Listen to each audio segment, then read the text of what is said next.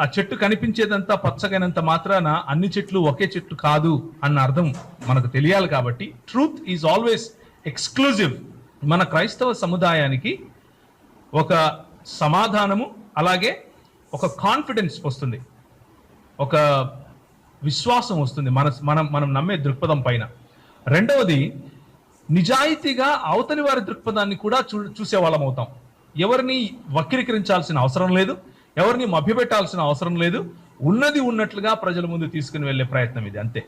సత్యం ఎప్పటికీ కూడా అబ్సల్యూట్ గా ఉంటుంది, నిర్దిష్టంగా ఉంటుంది అన్న విషయాన్ని చెప్పటం కోసం చేసే ప్రయత్నమే ఈ పుస్తకం. ఇప్పుడు ఒక్కడై ఉన్న ఆ దేవుడు ఎవరు అన్న దాంట్లో కన్ఫ్యూజన్ క్రియేట్ చేశారు.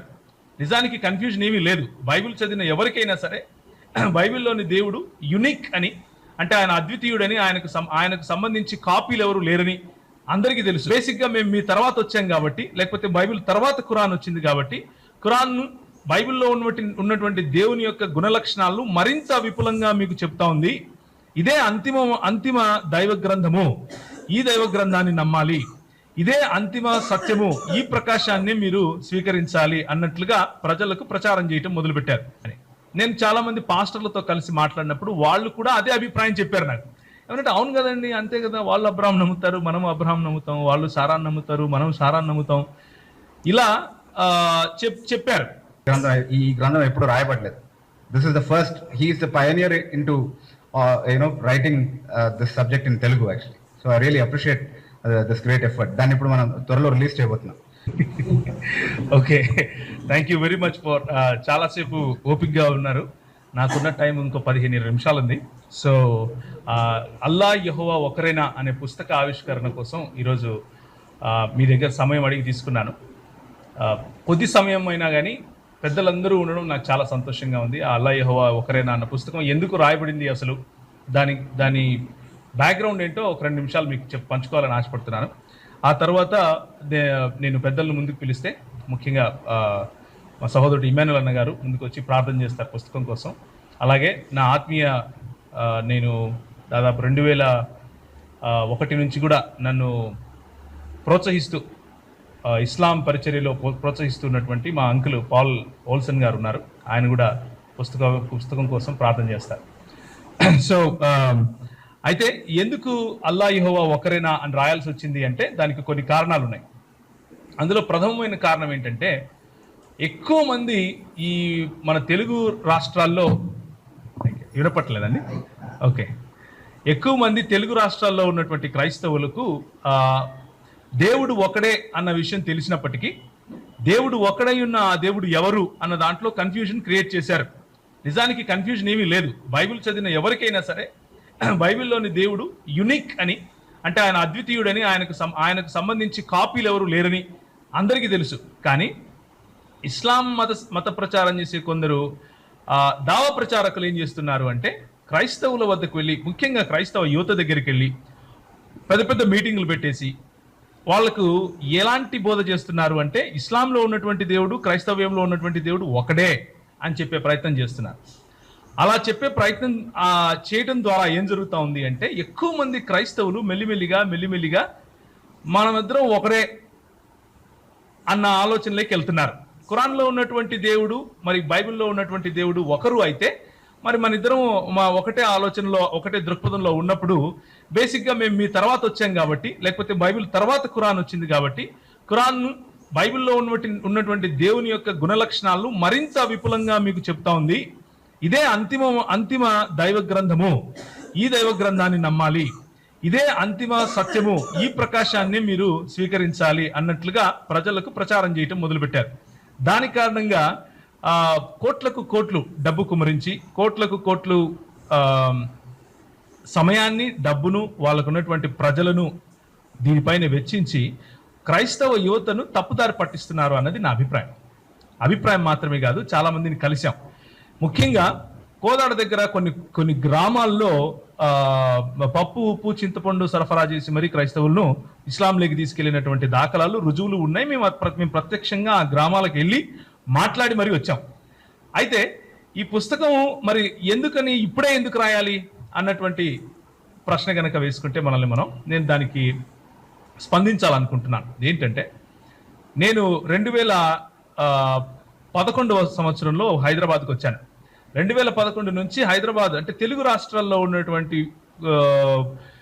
ఇస్లాం దావా ప్రచారం ఎలా ఉంది అని గమనించే ప్రయత్నం చేస్తే ఆ సమయంలో ఎక్కువగా నాకు టీవీలలో, తర్వాత యూట్యూబ్లలో, పుస్తకాలలో వాళ్ళ వాంగ్మయం ఫ్రీగా పంచిపెట్టే పుస్తకాలు ఏవైతే ఉంటాయో వాటన్నిటిలో కూడా కనిపించినటువంటి ఒకే ఒక్క సాధారణమైనటువంటి మన క్రైస్తవ యువతను, క్రైస్తవ ప్రజలను మభ్యపెట్టే సాధారణమైనటువంటి మాట ఏంటంటే బైబిల్లో ఉన్నటువంటి దేవుడు మరియు ఖురాన్లో ఉన్నటువంటి దేవుడు ఒకడే అని. నేను చాలా మంది పాస్టర్లతో కలిసి మాట్లాడినప్పుడు వాళ్ళు కూడా అదే అభిప్రాయం చెప్పారు నాకు. ఏమంటే అవును కదండి, అంతే కదా, వాళ్ళు అబ్రహాం నమ్ముతారు, మనం అబ్రహాం నమ్ముతాం, వాళ్ళు సారాన్ని నమ్ముతారు, మనం సారాన్ని నమ్ముతాం, ఇలా చెప్పారు. అప్పుడు నాకేమనిపించింది అంటే ఈ విషయం గురించి అవగాహన లేకుండా క్రైస్తవ సమాజం ఉంది అని అనిపించింది.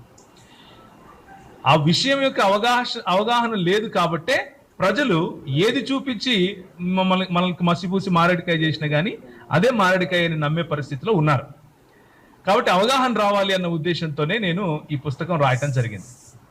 ఈ పుస్తకం రాయటానికి ముందు ఎన్నో వీడియోలు చేశాను, ఎన్నో బహిరంగ సభల్లో చర్చించాను. బహిరంగ సభల్లో నేను వాక్యాన్ని ఆధారం చేసుకుని, బైబిల్ వాక్యాన్ని ఆధారం చేసుకుని యెహోవా దేవుడు మాత్రమే నిజమైన దేవుడు, ఆయనకు కాపీలు లేరు అని చెప్పిన మాటలు ఎన్నో ప్రజల దగ్గరికి తీసుకెళ్ళినప్పటికీ అది సరిపోదు, దానికి చాలా లోతైనటువంటి అధ్యయనం కలిగిన ఒక పుస్తకం చేతిలో ఉంటే మంచిది అని అనిపించింది. ఆ చెట్టు కనిపించేదంతా పచ్చగైనంత మాత్రాన అన్ని చెట్లు ఒకే చెట్టు కాదు అన్న అర్థం మనకు తెలియాలి. కాబట్టి ట్రూత్ ఈజ్ ఆల్వేస్ ఎక్స్క్లూజివ్ అన్న విషయం మనం ప్రజలకు చెప్పాలి. కాబట్టి అంటే సత్యం అన్నది ఎప్పుడు నిర్దిష్టంగా ఉంటుంది, అది సాపేక్షం కాదు అంటే నా ఉద్దేశం ఏమిటి అంటే నీవు అనుకున్నది నీ సత్యం, నీ డైమెన్షన్ లో చూస్తే నీకు సత్యం ఒక రకంగా అనిపిస్తుంది, నా డైమెన్షన్ లో చూస్తే ఒక రకంగా అనిపిస్తుంది అన్నటువంటి సాపేక్షతా సిద్ధాంతం సత్యానికి చెందదు. సత్యం ఎప్పటికీ కూడా అబ్సల్యూట్ గా ఉంటుంది, నిర్దిష్టంగా ఉంటుంది అన్న విషయాన్ని చెప్పటం కోసం చేసే ప్రయత్నమే ఈ పుస్తకం. ఈ పుస్తకం రాసిన తర్వాత ఈసారి ఒక 3000 ప్రతులు ఈ పుస్తకానికి వేశాము. ప్రభు చిత్తమైతే త్వరలోనే ఈ 3000 ప్రతుల తర్వాత కూడా ఇంకా ఎక్కువ కాపీస్ వేయాలి అని ఆలోచిస్తున్నాం కూడా.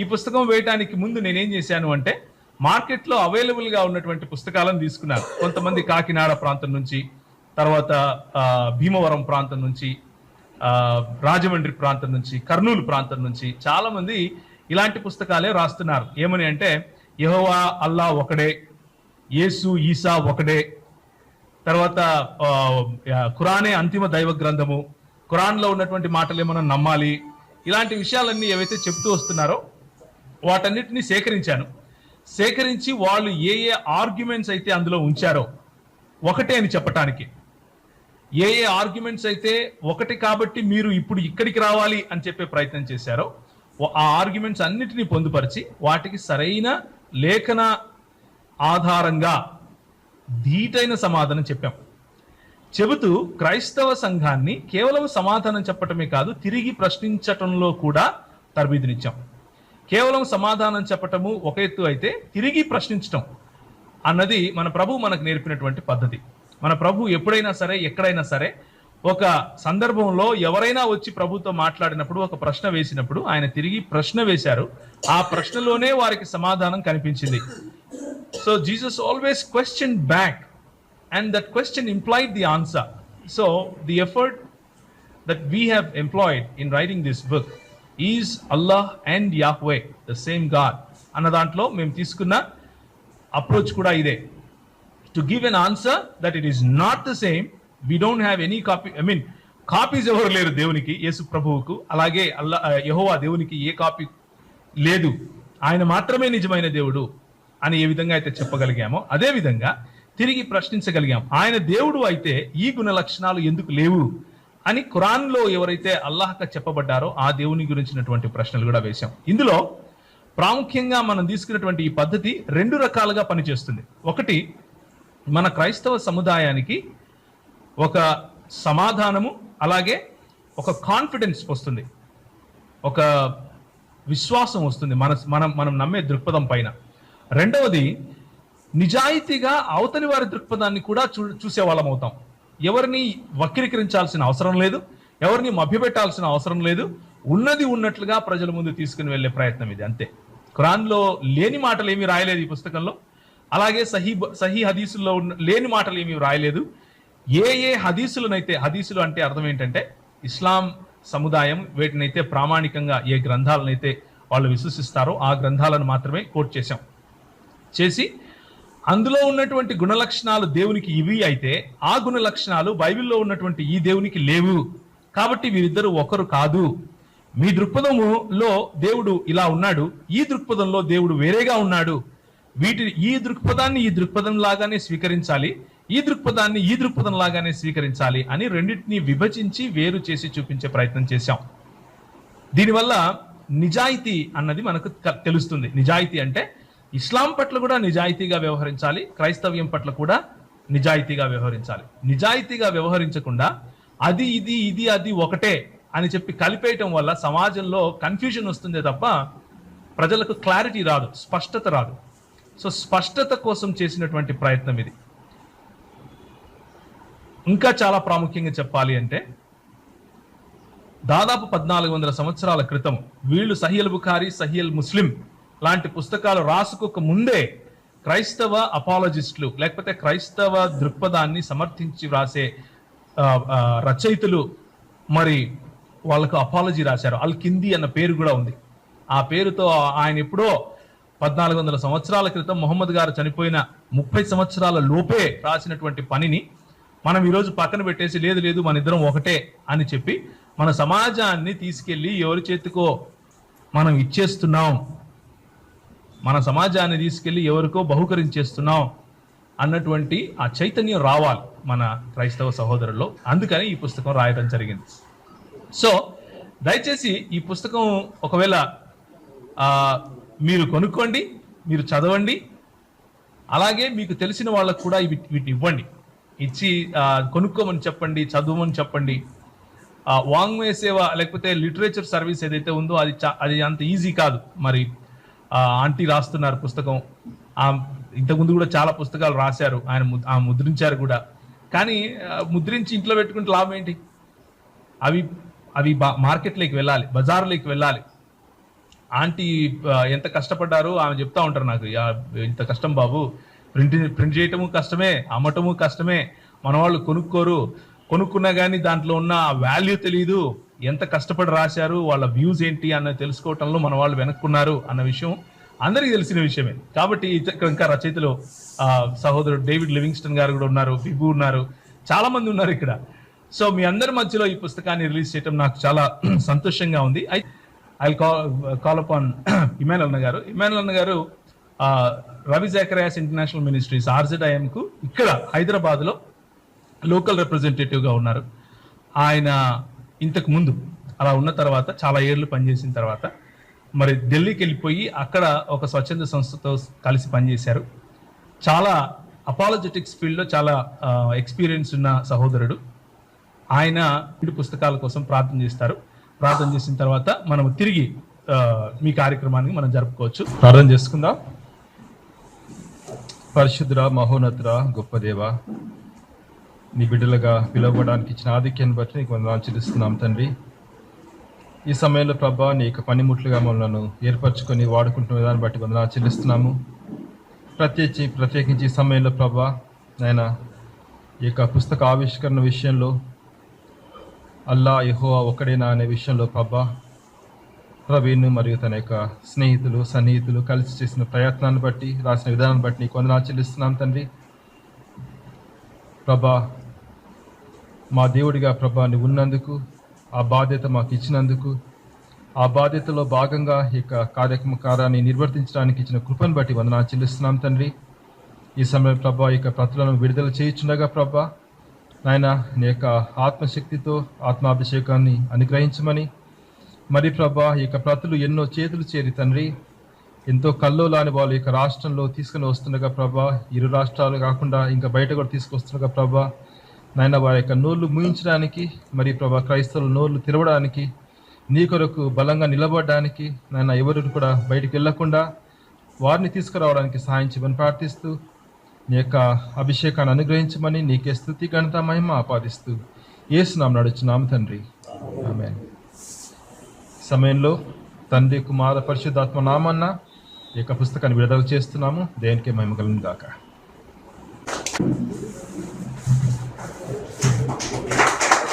ఇది ప్రతి అండి. యెహోవా అల్లా ఒక్కడేనా, రాసిన వారు ప్రవీణ్ కుమార్ పగడాల. ఫలక్నుమా నుంచి మా సహోదరులు వచ్చారు. ఈ సాల్మన్ అన్న గురించి ఒక మాట చెప్పాలి. సాల్మన్ అన్న ఎందుకంటే ఆయన అక్కడెక్కడో ఫలక్నుమాలో ఉంటాడు. ఆయన కలవటం చాలా కష్టం. తిరుపతిలో కలవటం ఈజీ అయిపోయింది, కానీ హైదరాబాద్ కలవటం కష్టం అయిపోయింది. కానీ ఎక్కడ ఉన్నా ఫిజికల్గా మాకు దూరంగా ఉన్నా మెంటల్గా, ఇమోషనల్గా, ఎప్పుడు స్పిరిచువల్గా మాకు తోడుగా ఉంటాడు. మాకు ప్రార్థన సహకారం ఎవరైనా ఉన్నారు అంటే ధైర్యంగా చెప్పుకోవడానికి ఒకే ఒక పేరు, అదేంటంటే సాల్మన్ అన్న అండ్ టీమ్. సో అన్న వచ్చి దయచేసి ప్రార్థించినట్లయితే మనము ఈ పుస్తక ఆవిష్కరణ కార్యక్రమాన్ని ముగించుకుందాం. బట్ రియల్లీ దేవుడు ఒక్కొక్కరికి ఒక వరం ఇస్తాడు పరిచర్యలో. ప్రవీణ్ అన్న అండ్ వారికి ఇచ్చినటువంటి దేవుడు బాధ్యత ప్రాముఖ్యంగా క్రైస్తవుల వాక్యం మీద లేదా క్రైస్తవ్యం మీద, యేసుక్రీస్తు మీద వ్యతిరేకతలు వస్తున్నప్పుడు దేవుడు కొంతమంది లేపుతాడు. వాళ్ళు ఐ కుడ్ సి ప్రవీణ్ అన్న అండ్ జార్జ్ అన్న అంటే ఇంకొంతమంది ఫేస్లు నేను చూస్తా ఉన్నాను యూట్యూబ్లో. ద వే రియాక్ట్ చాలాసార్లు బయట అన్నప్పుడు బ్రదర్ మనకి ఇది అవసరమా, ఇది మనం వాక్యం బోధించుకుంటూ వెళ్ళాలి కానీ డిబేట్స్ అవసరమా, ఇట్లాంటి మాటలు మాట్లాడుతూ ఉంటారు. కానీ సత్యం మీదకి అసత్యం దాడి చేస్తున్న టైంలో సత్యంను బోధించాల్సిన బాధ్యత ప్రతి క్రైస్తవుడిది, క్రైస్తవురాలది. ఆ సత్యమే మనుషుల్ని స్వతంత్రంగా చేసి ఆ సత్యం దేవుని యొక్క వాక్యం. కనుక ఈ ఉదయకాల సమయంలో వారిని బట్టి, వారి టీం అంతటిని బట్టి ఈ పరిచర్యలో మీరు ఇక్కడ రాగలిగినారంటే వారితో ఏకీభవించి కలిసి దేవుని మహిమ కొరకు ముందుకు వెళ్ళాలన్న ఆలోచన లేకపోతే మీరు ఇక్కడ వచ్చి ఉండేవాళ్ళు కారు. ఇద్దరు కలిసి ఏకీభవించకుండా ఎలా నిలవగలరు? సో దేవునితో ప్రార్థన ద్వారా ఆయన కృపను వేడుకుందాం, ఆయన సహాయం అడుగుదాం. ప్రేమగల మా తండ్రి, ఈ ఉదయకాల సమయంలో మా హృదయాన్ని కృతజ్ఞతతో నేను పాపం చేసి శిక్షకు పాత్రమైనటువంటి మమ్మల్ని మీ కృప చేత మీరు రక్షించినారు. ఏమిచ్చి మీ రుణం తీర్చుకోగలము మేము? మీ స్వరక్తం ఇచ్చి మమ్మల్ని సంపాదించుకున్నారు. ఉదయకాల సమయమున మేము ఈ రీతిగా మేమందరం కలుసుకోవడానికి మీరు చూపిన సహాయంకి వందనాలు ప్రభువా. మీ వాక్యములకు విరుద్ధంగా ఎన్నో తప్పుడు బోధలు, ఎన్నో మత బోధలు బయలుదేరి ఉంటుండగా మీరు మాకు ఒక్కసారి అప్పగించబడినటువంటి వాక్యం కొరకు అయ్యా మీరు పోరాడమన్నారు, నిలబడమన్నారు. కనుక ఇదిగో ప్రభా మీ ప్రియ బిడ్డల్ని, మీ దాసుల్ని, ప్రవీణ్ కుమార్ బ్రదర్ని, జార్జ్ అని, నేను రవీందర్ బ్రదర్ని, ఇంకా తనతో పాటు పనిచేస్తున్నటువంటి నేను సహకరిస్తూ ఈ పరిచర్యలో ముందుకు వెళ్తున్నటువంటి ప్రతి సహోదరిని బట్టి వందనాలు. ఈ రీతిగా మేమందరం కలిసి నాయన ఏకంగా కూడా మిమ్మల్ని స్తుతిస్తున్నాము. ఒక్కడే దేవుడు, నువ్వు తప్ప ఇంకొక దేవుడు లేడు. మీరే మార్గము, సత్యము, జీవము ప్రభువా. ఈ సత్యము నాయన ప్రజలందరికీ ప్రకటింపబడినాగున ప్రభా మీరు మాకు ద్వారాలు తెరవండి. మీ సేవకులను ఇంకా అభిషేకించి బలపరిచి నిలబెట్టి వాడుకునండి. ఎంతో ప్రయాసతో ప్రార్థన పూర్వకంగా నాయన నేను వారు ఎన్నో శోధనలు ఎదుర్కొంటూ నాయన మీ కృప చేత పుస్తకం రాయగలిగిన నాయన పుస్తకం అందరికీ అందుబాటులో వెళ్ళగలుగులాగిన సహాయం చేయండి. తద్వారా అందరూ సత్యము తెలుసుకొని ఆ సత్యం వల్ల స్వతంత్రులై ప్రభా మీ రాజ్యంలోనికి రాగలుగులాగిన సహాయం చేయమని వేడుకుంటూ మరొకసారి నేను మీ బిడ్డలతో కలిసి నాకు ఇచ్చిన ఈ సమయం బట్టి కూడా మీకు కృతజ్ఞతలు చెల్లిస్తూ వందనాలతో యేసు నామమున ప్రార్థించి వేడుకుంటున్నాము తండ్రి. ఆమేన్. Thank you very much.